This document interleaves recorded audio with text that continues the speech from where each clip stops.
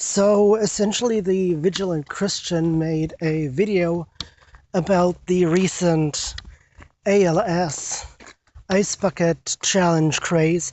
And of course, he's condemning it for being evil and satanic, and how it's apparently mimicking the whole baptism thing, the baptism of Christ, and how it's like an Illuminati counterculture, blah, blah, blah. I mean, you know the shtick. But what I find interesting in this video is that on the one hand, he does acknowledge that research on Lou Gehrig's disease, I guess in this case, or cancer, that's another one of his big things, is needed.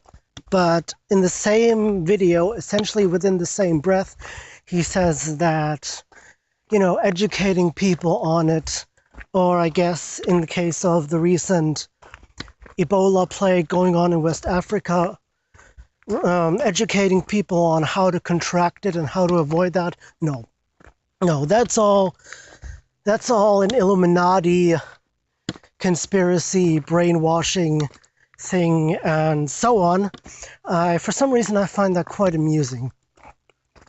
But as you can probably guess from the title, we're not here to discuss his video on the ALS Ice Bucket Challenge directly. Instead, I want to take a different approach this time, and while, as you can definitely hear, walking out in the forest again, I wanted to talk about a question that's been on my mind for, a while ago, I guess ever since I went into researching the whole creationism, fundamentalist Christianity, etc., thing. And the question really is, in the case of someone like the Vigilant Christian who doesn't believe in treating diseases, and that cancer research and all that is just an evil satanic Illuminati conspiracy. The question is whether someone who believes all this should themselves be struck down with, let's say, dementia, or actually get cancer sometime in their life, to essentially change their worldview. Or would it be poetic justice for people that smear scientific research on these medical issues to actually have them get these diseases themselves? Now, there are, of course, two major pros and cons that I want to bring up in this video. First, we're going to discuss the obvious con here.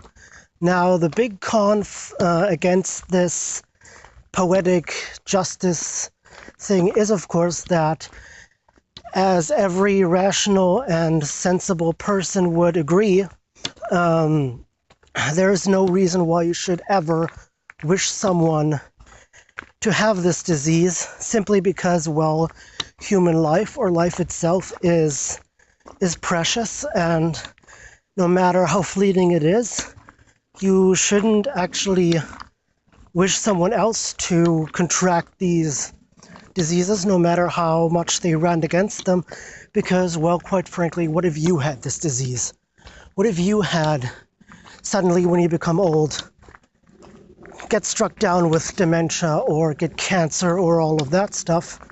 And ironically and amusingly, it's one of the only things that Christianity actually does manage to get right on some level, the whole do unto others thing, which, yeah, sure, I mean, it's true. I mean, why would you want to have someone get a disease that you don't want?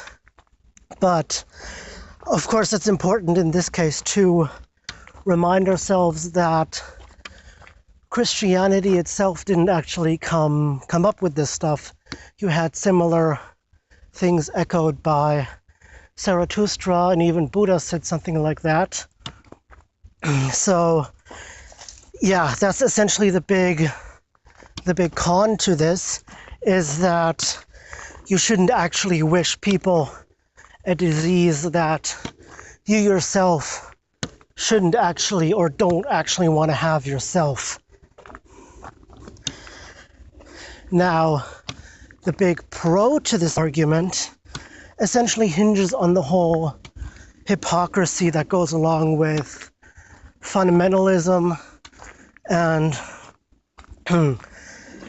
and that whole mindset of the government is controlling everything and everything is evil and blah blah blah.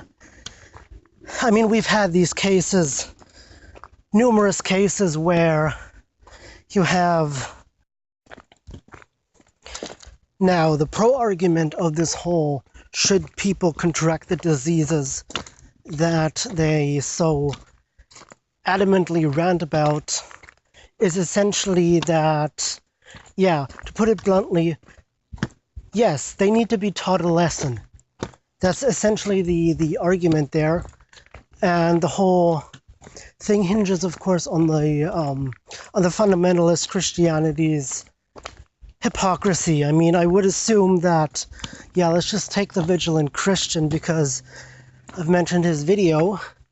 And yeah, he does a lot of stuff about ranting against cancer research. It's all apparently a scam.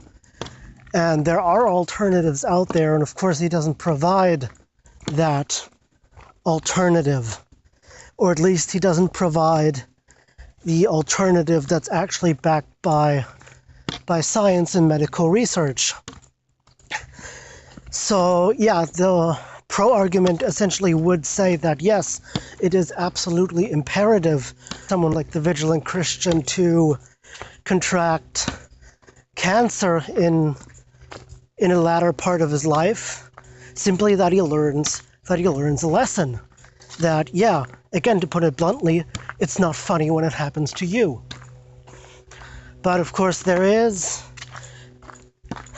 yeah, so that's essentially the pro argument there. I mean, both arguments, pro and con, should people that rant against, like in this sense, in this case, cancer, should they actually get cancer themselves? Like, again, it's not an easy question, and that's why I think it's such an interesting topic to discuss. Now, I don't know if I discussed this all too well. I mean, I'm not a professional philosopher or something, but yeah, I want to know what you think. Do you think it would be poetic justice for someone who rants against cancer or homosexuality or what have you to then either contract cancer, him or herself, or then later find out that his son or his daughter is gay? Or do you think that is right to say that?